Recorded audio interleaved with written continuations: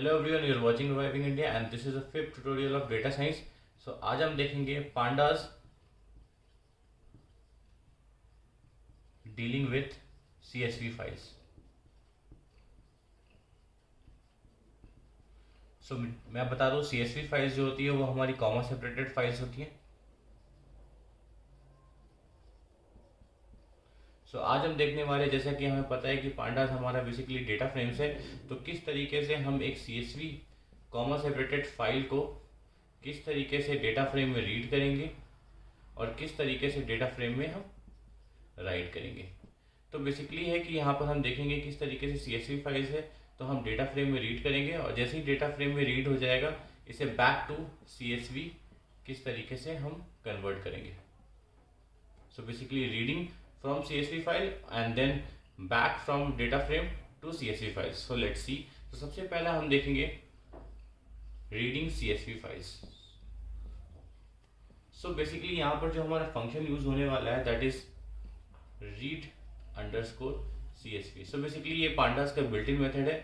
तो अगर मैं इसके पैरामीटर की बात करूँ, फॉर एग्जांपल मैं आपको दिखा रहा हूँ किस तरीके से। सबसे पहले हमें पांडास इंपोर्ट करना पड़ेगा SPD और यहाँ पर हम लिखेंगे कोई भी एक डेटा फ्रेम लिखते हैं PD dot read CSV। Basically यहाँ पर नंबर ऑफ पैरामीटर्स पास होते हैं। तो जैसे कि जब हम कंप्यूटर पे देखेंगे तो वहाँ पर मैं आपको दिखाऊंगा कि यहाँ पर हमारे पास 25 प्लस पैरामीटर्स हैं, बट 25 प्लस पैरामीटर्स पे हम नहीं जाएंगे। हम आपको कुछ बेसिक पैरामीटर दिखाएंगे जो आपको रेगुलर नीड पड़ेगी। तो सबसे पहला जो हमारा फर्स्ट पैरामीटर होता है दैट इज अ डेटा होता है। लेट्स से अगर आपका जहाँ पर आप कोड लिख रहे हो और सेम डायरेक्टरी में हमारा कोई CSV फाइल रखा हुआ है, तो उसको आप लेट्स से उस फाइल का नाम है data.csv, तो आप डायरेक्ट लिख सकते हो। लेट्स से अगर वो CSV फाइल किसी और डायरेक्टरी में पड़ी हुई है तो यहाँ पर आपको पूरी डायरेक्टरी का पाथ देना होगा, देन स्लैश करके फाइल नेम देना होगा। सो इस तरीके से आप यहाँ पर रीड कर सकते हैं। तो ये सबसे बेसिक तरीका है रीड करने का। सबसे पहला मैं पैरामीटर बता रहा हूँ, सबसे पहला पैरामीटर ये है। उसके बाद हमारा सेकंड पैरामीटर है सेपरेटर। तो सेपरेटर SEP होता है बेसिकली सेपरेटर। तो हमारा जो सेपरेटर का बाय डिफॉल्ट होता है वो हमारा कॉमा होता है। इसकी वैल्यू अगर आप लेट से अगर सेपरेटर आपका किसी भी CSV फाइल का आप इस तरीके से बार है तो बार दे सकते हैं। तो जो भी सिंबल है @ है तो @ है। लेट से आपकी CSV फाइल कॉमा सेपरेटेड नहीं है, वो बार या @ है, तो इस तरीके से आप सेकंड पैरामीटर सेपरेटर देके इस तरीके से कर सकते हैं। तो इस तरीके से आप यहाँ पर ये हमारा सेकंड पैरामीटर है।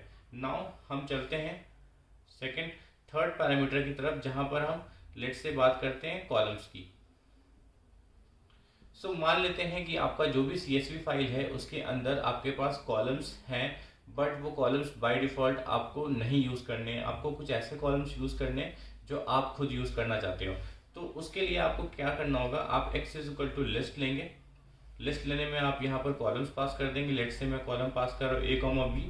तो यहाँ पर लेट से मैं रीड कर रहा हूँ PD dot read CSV, then मैं फाइल का नाम दूंगा दैट इज data.csv और यहाँ पर मेरा पैरामीटर होगा names = x। सो इस तरीके से जो हमारा नेम्स पैरामीटर है ये बेसिकली डेटा फ्रेम को कॉलम को रिप्रेजेंट करता है कि जो भी आप x में पास करोगे वो एज अ कॉलम ट्रीट हो जाएगा। सो इस तरीके से आप कॉलम ट्रीट कर सकते हो। उसके बाद लेट से हमारे पास चौथा सिनारियो इस तरीके से आता है कि लेट से अगर कोई मेरे पास CSV फाइल है, यहाँ पर CSV फाइल अगर मैं नेम, रोल नंबर और मार्क्स बोल रहा हूँ, तो उससे पहले कुछ और भी हमारे पास हेडर्स होते हैं। लेट से हेडर्स होते हैं, इस तरीके से कुछ हेडर्स हो गए जो कि हमें डेटा फ्रेम में इंक्लूड नहीं करने। तो उस कंडीशन में जब भी आप df = PD dot read CSV आप लिख रहे हो, तो सबसे पहला तो पैरामीटर आप data.csv लोगे। उसके बाद हमारा आता है skip rows = 4। लेट से ये 4 कॉलम है, जो 4 रोज है जो आप नहीं चाहते, उस तरीके से हमने ये स्किप रोज कर दिया 4। तो यहाँ पर जैसे ही 4 आप करोगे, ये सबसे पहला आपका हमारा जो इसके बाद का होगा वो हमारा कॉलम एज ट्रीट हो जाएगा और इसके बाद का जो होगा हमारा डेटा ट्रीट हो जाएगा, एज अ रोज हो जाएगा। सो इस तरीके से आप स्किप रोज यूज कर सकते हैं। अगर आपको स्किप रोज ना यूज करना है, लेट से आप हेडर = 4 भी लोगे, तो वो क्या करेगा, वो 4 लाइन ऊपर की 4 लाइन को एक्सक्लूड कर देगा और 5वीं लाइन को एज ए हेडर ले लेगा और बाद में बाकी डेटा को डेटा ले लेगा। सो इस तरीके से आप स्किप रोज और हेडर यूज कर सकते हैं। सो इस तरीके से हमारा ये रीड CSV है। उसके बाद हमारा 5वां यूज केस आता है जहां पर अगर हमें कोई क्लीनिंग ऑफ डेटा करना है। लेट्स से कि अगर आपके पास यहाँ नेम है, रोल नंबर है, मार्क्स है, बट कुछ ऐसे आ गए जैसे कुछ NA वैल्यूज आ गए हैं, कुछ और भी स्मॉल NA आ गए हैं, और कुछ भी लेट्स से नॉट अवेलेबल आ गया है।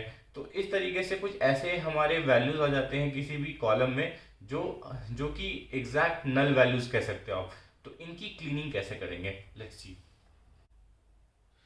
सो अगला हमारा ये था कि मैंने ये बोल रहा था कि यहाँ पर हमें क्लीनिंग करनी है। लेट्स से हमारे पास NA है, नॉट अवेलेबल है, इस तरीके के डेटा आ रहे हैं। ठीक है, तो इस तरीके के डेटा ऑब्वियस सी बात है हमारे डेटा फ्रेम को कंफ्यूज करेंगे और हमारे कुछ भी ऑपरेशंस हम परफॉर्म करेंगे या कुछ हम रियलिस्टिक ऑपरेशन परफॉर्म करेंगे या हम रिग्रेशन परफॉर्म करेंगे, तो वहाँ पर हमें डेटा को क्लीनिंग करनी पड़ती है। तो इसे क्लीनिंग करने के लिए हमारे पास एक पैरामीटर है दैट इज NA_values। आप इस तरीके से यहाँ पे एक लिस्ट होती है और लिस्ट के अंदर जो भी आपके पास नल वैल्यूज हैं या कुछ ऐसे वैल्यूज हैं जो आप हटाना चाहते हो डेटा फ्रेम में, आप उनकी लिस्टिंग कर दो इस तरीके से डॉट डॉट करके, यहाँ पर कॉमा सेपरेट करके आप यहाँ पे कर दो। और जब भी आप डेटा फ्रेम लोड कर रहे हो pd.read CSV, तो यहाँ पर सबसे पहला आपका data.csv हो जाएगा। उस तरीके से NA वैल्यूज हमारा पैरामीटर का नाम है और इज इक्वल टू जो भी आप वेरिएबल यूज कर रहे हो, लेट से आप NA वैल्यूज यूज कर रहे हो तो NA वैल्यूज पास कर दो। सो इस तरीके से क्या होगा, जब भी हमारा ये डेटा फ्रेम लोड होगा तो ये जो हमारा NA नॉट वैल्यू ये NA है, ये सारा हटके NaN में कन्वर्ट हो जाएगा, दैट इज नल वैल्यूज। सो इस तरीके से आप डेटा की क्लीनिंग कर सकते हैं।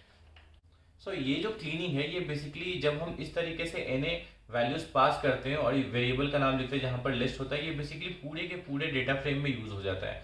बट अगर आपको कुछ इस तरीके से करना है कि हमें सिर्फ इस पर्टिकुलर कॉलम में ही हमें ये NA वैल्यूज यूज करना है, तो उस कंडीशन में आप लिस्ट ना पास करके डिक्शनरी पास कर दें। डिक्शनरी का मतलब ये है कि NA values is equal to, यहाँ पर आप डिक्शनरी कर्ली ब्रेसेस में यूज होती है, उसके बाद आप हमारा इस तरीके से कॉलम का नाम लिख ले और यहाँ ब्रैकेट में एक लिस्ट पास कर दे जहाँ पर आपको जो भी वैल्यूज हटानी है कॉमा सेपरेट करके। सो इस तरीके से आप कॉलम वाइज सेग्रीगेट कर सकते हैं और इस डिक्शनरी को यहाँ पे पास कर दें। सो इस तरीके से ये पैरामीटर्स यूज कर सकते हो आप रीड CSV के लिए। मोस्टली हमें इन्हीं पैरामीटर्स की जरूरत पड़ती है, बट अगर आप चाहते हो कि और भी पैरामीटर्स यूज करो तो हमारे डॉक्यूमेंटेशन पे, जो हमारे डॉक्यूमेंटेशन के डिस्क्रिप्शन में लिंक अवेलेबल है, वहाँ पर आप क्लिक करें, वहाँ पर आपको सारा का सारा पैरामीटर्स अवेलेबल हो जाएगा। नाउ हम चलते हैं जहाँ पर हम देखेंगे राइटिंग टू CSV। लेट से हमारा हमने CSV को रीड कर लिया डेटा फ्रेम में, अब हम चाहते हैं कि इस डेटा फ्रेम को CSV में बैक टू हम राइट कर दें। तो किस तरीके से यूज करते हैं, let's see. So let's say हम एज्यूम कर सकते हैं कि ये हमारा डेटा फ्रेम है और डेटा फ्रेम में यहाँ पे हम इंडेक्स मान लेते हैं और ये हम कॉलम मान लेते हैं और यहाँ पर हमारी वैल्यूज हैं।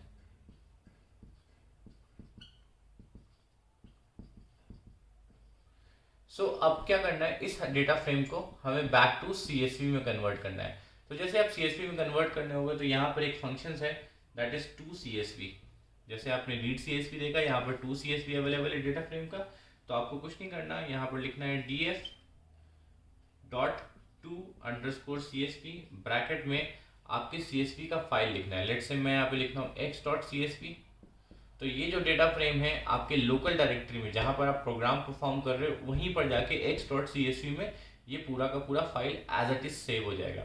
अगर लेट्स से अगर आप चाहते हो कि ये हमारा CSV फाइल में मोस्टली इंडेक्स नहीं होता, लेट्स से अगर आपको ये इंडेक्स नहीं चाहिए तो आपको कुछ नहीं करना होगा, df.to_CSV फिर ब्रैकेट में x.csv लिखना होगा और यहाँ पे index is equal to false करना होगा। सो इससे क्या होता है, इंडेक्स इक्वल टू फॉल्स है तो ये हमारा डेटा नहीं होगा, तो ये पूरा का पूरा डेटा एज इट इज हमारे CSV में आ जाएगा और आपके डायरेक्टरी में एक फाइल बन जाएगी x.csv नाम से। सो इस तरीके से आप ये कर सकते हो। और लेट्स से अगर आपको चाहिए कि कॉलम्स अगर आप मॉडिफाई करना चाहते हो या कॉलम्स रिप्लेस करना चाहते हो, जैसा कि मैंने आपको रीड CSV में नेम्स बताया, तो यहाँ पर यूज हो जाएगा कॉलम्स इज इक्वल टू, यहाँ पर इस तरीके से आप पास कर सकते हो। तो ये कॉलम यहाँ पर कॉमा लगा के आप यहाँ पे सेपरेट कर सकते हैं। सो इस तरीके से लेट्स से अगर आपको हेडर भी नहीं चाहिए, आपकी कुछ फाइल्स हैं जहाँ पर डेटा फ्रेम्स में हेडर है, आप तो header is equal to false लिख सकते हो। सो इस तरीके से हमने देखा कि CSV को हम किस तरीके से रीड कर सकते हैं डेटा फ्रेम में, और साथ ही साथ अगर डेटा फ्रेम में कन्वर्ट हो जाता है हमारा, तो बैक टू CSV किस तरीके से हम CSV में कन्वर्ट कर सकते हैं। तो ये दो मेथड है जो आप जब भी आप CSV से डील करते हो पांडा से, तो ये दो फंक्शन का यूज़ कर सकते हो। अगर आपको डाउट होता है तो प्लीज़ हमारे कमेंट सेक्शन में कमेंट करें। Please like and share the video and subscribe our channel. Thank you.